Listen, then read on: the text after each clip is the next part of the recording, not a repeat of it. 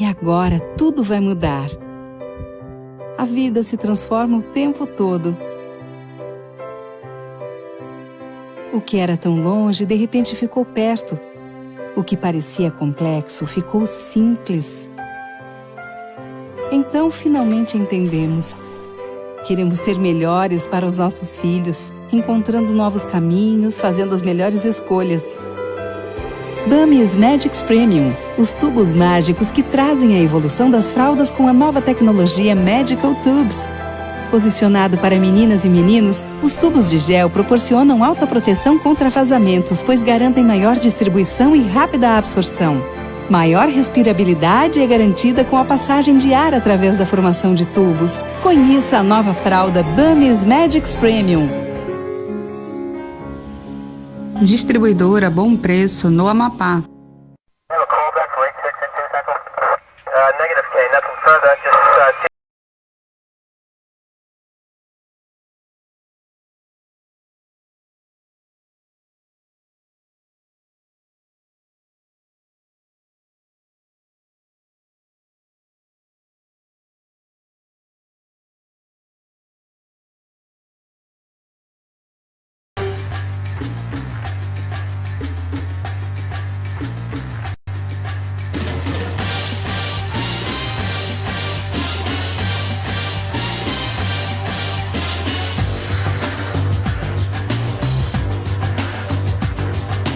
Boa tarde, estamos aqui hoje, no fórum, mais precisamente na primeira vara do Tribunal do Júri, com esse juiz fantástico que tem uma vida aqui, nesse palco que nós estamos agora.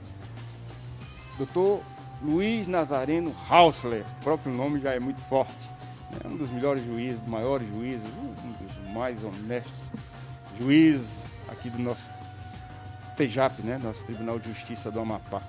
Ele está aqui conosco e a gente vai ter a oportunidade de compartilhar com você toda essa vida aqui dentro, te contando como que acontece um júri, uma condenação, uma absolvição. Ele está aqui do nosso lado. Dr. Haus, prazer enorme revê-lo, é sempre muito bom estar consigo, a gente sempre aprende muito.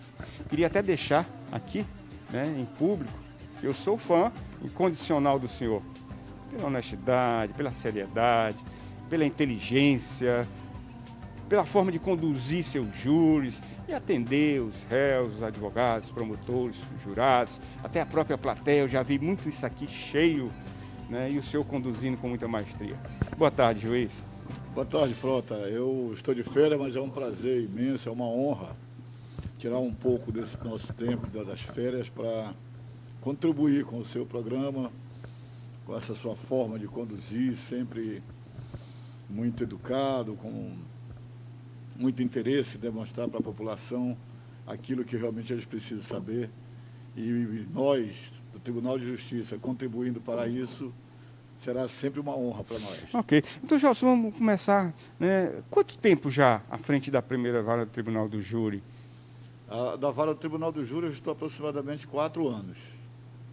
Porque eu era da segunda vara do júri, aí ela foi transformada na 5ª vara criminal, que tratava dos crimes de trânsito, e nós implantamos aquela vara, e com a subida do desembargador João Lages para o desembargo, aí nós permutamos com a desembargadora Estela, que à época era desembargadora e voltou para ser juíza, e como eu tinha mais afinidade com o júri, permutei com ela e fiquei aqui até então, se Deus quiser, até o dia 31 de agosto.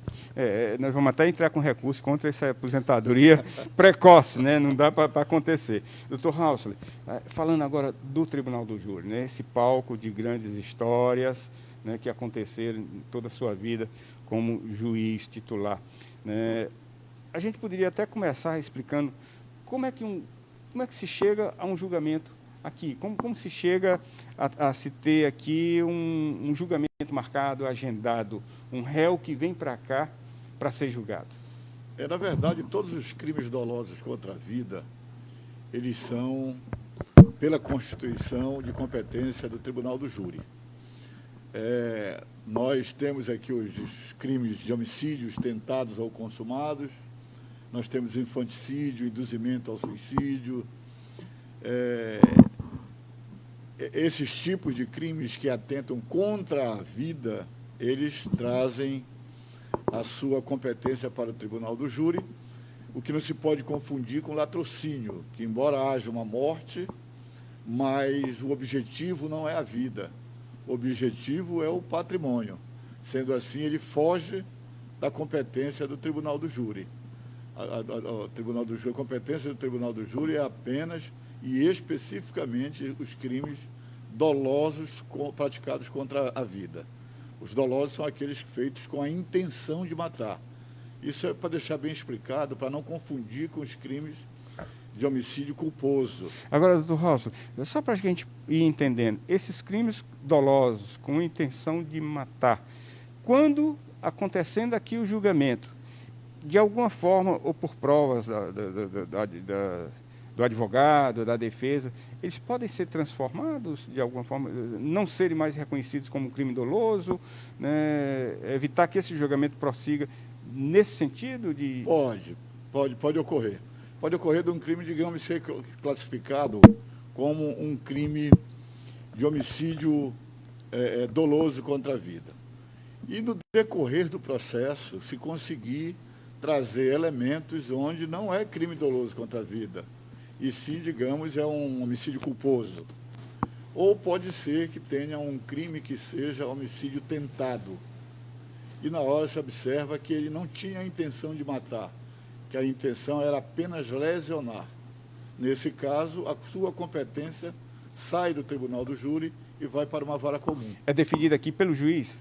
Pode ser definido pelo juiz na primeira fase, ou mesmo aqui. Doutor Ralson. Aqui, na hora do julgamento, os jurados poderão desclassificar, aceitar a tese da defesa de que não era crime doloso contra a vida. Durante o julgamento? Durante o julgamento. Ele pode ocorrer isso em 3 fases. O inquérito policial, ele se inicia, o delegado pode colocar lá, atribuir a tipificação penal como um crime doloso contra a vida. Isso na fase do inquérito. Quando chega para o Ministério Público ofertar a denúncia, ele observa que aquilo ali não é um crime doloso contra a vida. E ele mesmo pode apresentar a denúncia não como crime doloso contra a vida, mas como um outro crime comum. Isso é já nessa fase.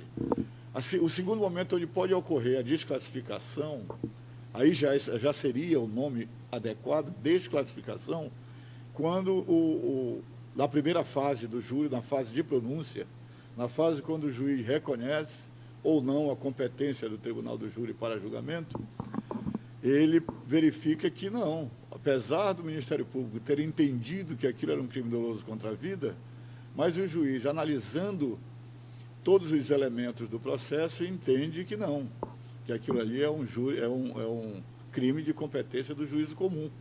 E o próprio juiz remete esses autos ao outro juízo para que dê prosseguimento. Então, Ralson, de uma forma bem didática, como é que é composto esse cenário? Juiz, promotor, corpo de jurados, como é que é convocado esse corpo de jurados? A gente sempre vê aqui vários jurados, aí é perguntado ao advogado, aceita, ao promotor, não aceita.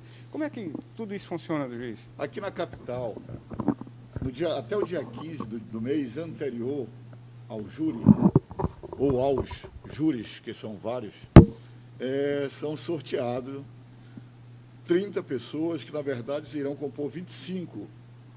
Qual o critério para a escolha dessas 30 pessoas, juiz? São pessoas ilibadas, pessoas que não tenham antecedentes criminais maculados, pessoas, em regra, são servidores públicos. Nós estamos evitando um pouco de colocar acadêmicos de direito, porque para não ferir a ideia do juiz leigo que é previsto na Constituição. Entendo.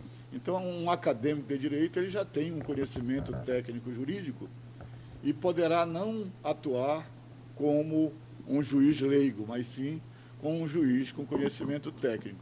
certamente que seria considerado um rábula. Não criando tendências Aí teria a para um tendência a julgamento. ligar tecnicamente. E tecnicamente quem tem que julgar é juiz, não é juiz leigo. Ok. Né? Então aí nós escolhemos 30, 20, 30 que faltam muitos, então a gente acaba, mudam de endereço, não é que faltem, mudam de endereço. Há um critério para a escolha do sexo masculino e feminino? A gente sempre vê muito tem, misto, não? É sorteio mesmo, porque o nome é sorteio de jurados. Então a gente não pode escolher, chegar, não, está aqui, só feminino, não. E essa escolha diz respeito puramente ao advogado e ao promotor? Não, juiz, promotor e advogado. O senhor também pode recusar? Não, tem representantes, isso eu falo na escolha dos 25. Dos 25, ok. Tá? Tá participando ali desse sorteio juiz, promotor e um representante da OAB ou Defensoria Pública. Ok. Contanto que tenha um representante dos advogados. É porque antes desse fato, nós escolhemos para o ano, e é publicado no Diário Oficial, 700 nomes. Isso é para o ano todo. Isso é no mês de novembro. Até o mês de novembro, nós fazemos essa escolha para atuar no ano seguinte. No ano consequente. Dentro desses 700 que foram escolhidos, são notificados e nós publicamos para que quem queira impugnar os nomes poderá se manifestar aqui na vara do Tribunal do Júri.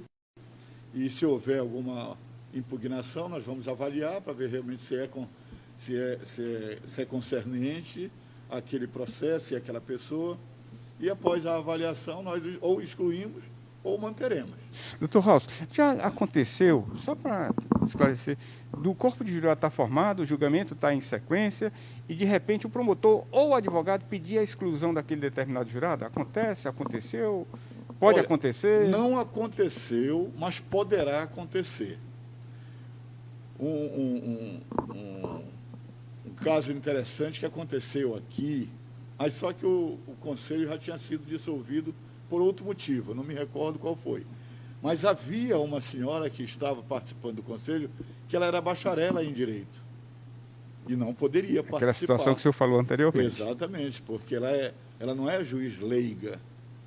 Ela não é uma juíza leiga, ela seria uma juíza técnica. Aí não poderia. Só que quando ela foi escolhida, a gente não sabia ainda, foi o primeiro dia, e não foi concluído o julgamento, nem iniciado. Aí nós já excluímos ela do corpo de jurados. Porque o que acontece? Só para concluir. Pois não. Quando nós escolhemos 700 jurados, são pessoas que nós pedimos informações, relação de servidores da prefeitura. Todo um estudo de currículo, digamos assim. Toda uma instituição, né? Todas as instituições. E eles nos remetem. E muitas vezes mandam o nome de servidores que estão lá há muito tempo, mas que já fizeram depois faculdade de Direito. Entendi. E acaba vindo para nós. E não é atualizado esse dado? Direito, e a gente não teve esse conhecimento, porque essa informação não chegou. Só a título de curiosidade, né? Existe essa situação na escolha do jurado, do promotor e o advogado às vezes dizer, não aceito. O senhor sabe por que a lei, Frota, ela determina que tanto o advogado quanto o Ministério Público tem direito a recusar até 3 jurados sem nenhuma justificativa. E aí eu vejo uma coisa que não é muito coerente. Por quê? Quando é um réu, não tem problema. O promotor pode recusar 3 e a defesa 3. Tá. Sem justificar. Poderá recusar mais? Pode, mas com justificativa. Entendi. Para que o juiz possa avaliar e entender, decidir, né? E decidir se mantém ou não o jurado. Mas, quando se trata de mais de um réu, aí a situação muda um pouco Em que sentido, juiz? Por quê? Porque os advogados poderão recusar, se forem 2 réus, poderão recusar até 6 jurados, sem nenhuma justificativa. Cria uma dificuldade para o corpo de jurado convocado. 3. Não fica... Exatamente. Além de haver um desequilíbrio, né, e entre as forças, mas se fosse ao contrário, ou se fosse dessa forma, nós iríamos tornar julgamentos com mais de 3 réus quase impossível de acontecer. É verdade. Nós teríamos que sempre estar desmembrando o processo. Agora, o advogado sempre aqui, ele tem um privilégiozinho maior do que o promotor, não, juiz? Fala por último. Pois é, a lei, na verdade, ela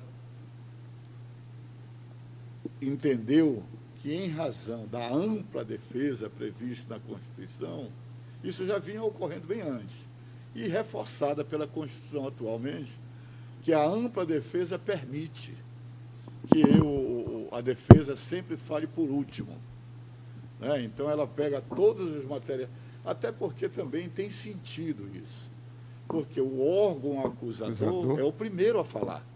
É o que tem que provar que existiu. Tem que provar que existiu aquele crime. A defesa não, vai tentar desconstituir aquelas provas e provar o contrário. Doutor Raul, só para a gente concluir o assunto no que diz respeito ao corpo de jurados, às vezes o júri passa para outro dia, é demorado. Esse corpo de jurados, muitas vezes, o senhor manda para um hotel e lá eles ficam isoladamente. Como é que é esse comportamento e por que é feito dessa forma, do jurado não poder voltar para casa, ter que ir para um hotel, se manter ali em isolamento? Conta para a gente entender. Pronto, hoje, com a implementação da gravação dos julgamentos, hoje não precisa mais o servidor ficar digitando. E era isso que atrasava muito o julgamento. Essa tecnologia é muito importante. Porque ele digitava, errava uma palavra, apagava tudo. Aí fazia tudo de novo. Hoje não. Hoje tudo é gravado. Entendi. Então é gravado o áudio. Então nós não temos que estar digitando absolutamente nada. Com isso, a possibilidade de um julgamento passar de um dia para o outro, ela está muito difícil. Mas no caso de muita testemunha, a gente percebe que... Na verdade, quando tem mais de um réu. Quando tem mais de um réu e muitas testemunhas, porque só em debates poderão levar 9 horas. Só no debate? Só nos debates. Porque são 2 horas e meia para o promotor no primeiro momento, 2 horas e meia para a defesa num primeiro momento. Se houver réplica, mais 2 horas. Se houver tréplica, mais 2 horas. O senhor já teve algum problema com um membro de jurado convocado aqui? O senhor já teve essa situação? Às vezes a gente está aqui no Tribunal de Júri, eu fiz muita parte desse plenário, e muitas vezes a gente percebe até que tem algum jurado ali que está cochilando, não está tendo aquela... A gente sempre fica atento, a gente pede sempre para os auxiliares de justiça ficarem atentos e sempre me comunicar, porque às vezes eu estou fazendo alguma coisa aqui enquanto o julgamento está rolando, e a gente não tem olhos em todos os lados. Então, a gente precisa dos nossos braços e dos nossos olhos. Se bem que o senhor teve sempre uma equipe muito privilegiada, muito boa. Os servidores do Tribunal de Justiça são meninos competentes, funcionários. Doutor Raul, nós sempre tivemos aqui, eu sempre questionei, acompanhando os seus julgamentos aqui, os promotores, a situação do promotor ficar do seu lado. Aí vem aquele cochicho, cria uma ciumeira ali com a defesa, né? Eles estão conversando de futebol, estão conversando de outra coisa. Mas quem que vai entender isso? Eu estou aqui num julgamento, concentrado, o promotor também. Aí surge um cochichozinho. Como é que o senhor vê tudo isso aí? Né? Pronto, foi uma boa pergunta essa sua aí, porque há muito tempo eu mesmo já tenho me sentido incomodado com isso. Não que eu não gosto dos amigos promotores. Pois é, doutor Iaci, doutor Eli, um abraço. Com os promotores, com os advogados, mas eu acho que o nosso layout, ele é feito de forma equivocada. Porque a lei, ela não diz que o promotor tem que sentar do lado direito, ele diz que tem que estar à direita. E pensando nisso, eu vou me aposentar e quero implementar isso antes de eu me aposentar. Uma mudança de bancada? Eu já conversei com o engenheiro? Com o engenheiro lá do tribunal, ela já veio aqui, já olhamos como mais ou menos nós iríamos fazer, e hoje qual é a nossa ideia? Os promotores irão ficar à direita, mas não do lado direito. Então eles vão ficar sentados hoje onde é A Defensoria Defesa Pública, ou os advogados, a parte da defesa. À esquerda, onde estariam os jurados hoje, ficará a defesa. E os jurados ficarão aqui à frente, de costas para a plateia. Mas, Então, mas nesse caso isso aqui... aí será até uma forma de inibir os jurados de estarem sendo encarados. Agora, juiz, isso não prejudica do corpo de jurados por trás de quem está fazendo aqui a sua declaração e está sendo ouvido pelo juiz? Não prejudica em poder estar olhando, às vezes, um olhar... Não, mas ele vai virar de frente. Ah, ele vai ficar de frente para os jurados? É, dos jurados. Eu vou ficar aqui de lado, mais ou menos olhando de lado para ele. Ah, então ele não vai ficar aqui na frente, ele vai ficar aqui. Então o senhor ainda deixa esse legado aqui, essa mudança, eu espero, do que é para ser normal. Espero. Juiz, nós vamos no pequeno intervalo comercial, rapidinho, né? Mas a gente já está de volta, tá? Esse programa vai ter a primeira parte e a segunda parte, porque é muito papo. Aqui é papo para um ano, mas a gente vai fazer aqui, né, dentro dos nossos 2 programas. Pequeno intervalo comercial, rapidinho, só um minutinho. Fique ligado que o Plantão Policial Entrevista volta já. Momentos inesquecíveis com boas companhias merecem um bom vinho. Vinho Pérgola. Paladar macio, doce e persistente. Um sabor inconfundível, perfeito com massas, queijos e carnes. Vinho Pérgola, uma experiência única para momentos especiais. Disponível em supermercados e mercearias perto de você. Distribuidora Bom Preço no Amapá. Aprecie com moderação. Estamos de volta, conversando com esse grande juiz, Dr. Luiz Nazareno Hausler, né, que é o presidente aqui do Tribunal do Júri. E a gente vai dar sequência nesse papo, que com certeza você está adorando. Juiz, eu gostaria de falar de advogados. Nós temos grandes advogados criminalistas aqui do Estado, não vou nem citar não, para não ter risco de esquecer algum nome. Mas em cima deles eu queria falar da Defensoria Pública. Muitas das vezes um réu aí, né, tem receio, né, vende até o que tem para procurar um particular, enquanto nós já vimos aqui, né, trabalhos da Defensoria Pública fantástico, magnífico. O senhor concorda? Na verdade, a Defensoria Pública sempre procurou prestar um serviço da melhor qualidade aqui no estado do Amapá. Evidentemente que quando houve o concurso público para defensor, a pessoa vai se preparar mais, vai estudar mais, e coisa que às vezes o advogado particular não tem nem tempo para estar se preparando tanto para uma matéria específica. Então, ou ele se dedica a uma coisa ou a outra para fazer bem feito. Muito bem. Tem que haver certas seleções, né? Mas a Defensoria Pública, mesmo quando não era concursada, era uma Defensoria Pública que procurava fazer o seu melhor. Com a advinda dos defensores públicos, houve aquela seleção mais detalhada. E esses jovens que têm entrado na Defensoria Pública têm demonstrado uma competência muito grande. São estudiosos, são pessoas que estão, digamos, eles vêm para o Tribunal do Júri. Preparados e focam então, realmente. Eles focam só no Tribunal do Júri. Então, eles estão realmente trazendo um enriquecimento jurídico muito grande aqui para o estado do Amapá. Quando as pessoas, às vezes, procuram um advogado particular para fazer o júri, é evidente que é extremamente importante pelo seguinte: o advogado particular ele se dedica a uma quantidade pequena de processos. O defensor público, não. Já não depende mais dele, né? O número de processos que o defensor público atua é um número muito elevado. E, com isso, a dedicação aos detalhes do processo acaba ficando um pouco em prejuízo, prejudicada, porque o volume é muito grande.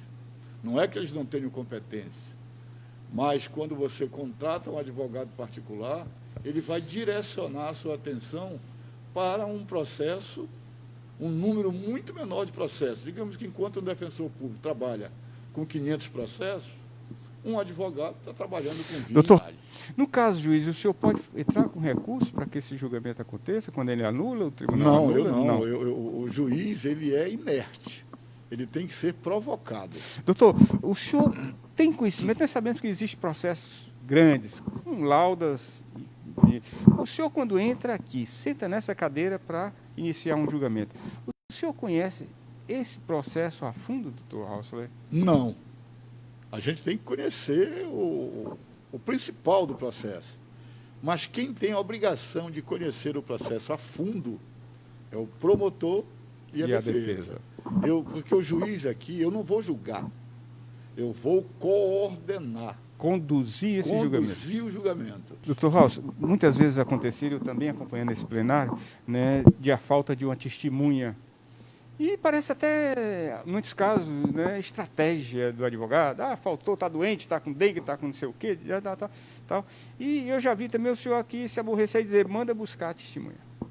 Como é que isso acontece? A lei determina que o julgamento poderá ser adiado uma única vez pela ausência de testemunhas. Mas ela permite que o juiz mande conduzir a testemunha. Então, o juiz, antes de adiar o julgamento, ele tenta, de todas as formas, trazer a testemunha para que aquele julgamento Com sua experiência, o senhor sabe quando está sendo usado ali de estratégia. A gente sabe, porque às vezes, digamos, uma testemunha que vem prejudicar a defesa, que o testemunho dela vai prejudicar o réu, e o advogado insistir, aí é querer adiar o julgamento, porque eu, como advogado, num momento desse, eu dizia, graças a Deus que ela não veio. Com certeza. Então, se o promotor dispensar o depoimento dela, eu sigo na mesma linha. Doutor Haus, o senhor também, com sua vasta experiência, sabe quando uma testemunha está falando a verdade e está mentindo? Sabe quando um acusado está sendo frio ou está com sentimentos de arrependimento, tudo isso? Como é que o senhor se comporta nesse momento, doutor Haus? Olha, Frota, antigamente, a lei, ela dizia sempre que nós estávamos, não era bem a lei, a doutrina predominante é de que o juízo deveria buscar sempre a verdade real. Entretanto, veio agora uma lei de anticrime, que foi em dezembro do ano passado, que ela foi sancionada para entrar em vigor em janeiro, 23 de janeiro deste ano, e ela está com alguns artigos pendentes de julgamento lá no Supremo Tribunal Federal. Ela veio tolher, ela veio coibir a manifestação do juiz. Ela não permite mais que o juiz fique fazendo perguntas. Por quê? Porque o órgão acusador é o Ministério Público. Então, é o Ministério Público que tem que ter todo o trabalho de nenhuma demonstrar... dúvida, às vezes, você não pode tirar mais? Nada. O juiz, ele, com essa nova determinação legal, ele fica tolhido. Com certeza. Doutor Haus, o senhor disse que, aqui agora há pouco, que vem para conduzir, para presidir os trabalhos do Tribunal de Júri. Em algum momento, alguma decisão sua pode contribuir nesse julgamento ou não? Olha, o problema é que a figura do juiz, ela sempre traz um pouco de credibilidade. Com certeza. Independentemente de como ele esteja conduzindo o trabalho, e é por isso que ele deve tomar o cuidado. Porque além de conduzir, é o mediador. É o mediador. Ele é o coordenador dos trabalhos ali, então a palavra está ali com ele. Nós vamos para uma segunda parte, que o senhor é papo e a gente tem ainda alguns assuntos a esclarecer que está sendo proveitosa. Nós vamos encerrar aqui essa primeira parte dessa conversa super, hiper interessante com o Dr. Hausler, que é presidente do Tribunal de Júri aqui de Macapá, e vamos estar de volta amanhã, nesse mesmo horário, nesse mesmo canal, com esse bate-papo aqui. Obrigado pela audiência, boa tarde, fique com Deus, e com Ele nós estamos. Obrigado pela audiência.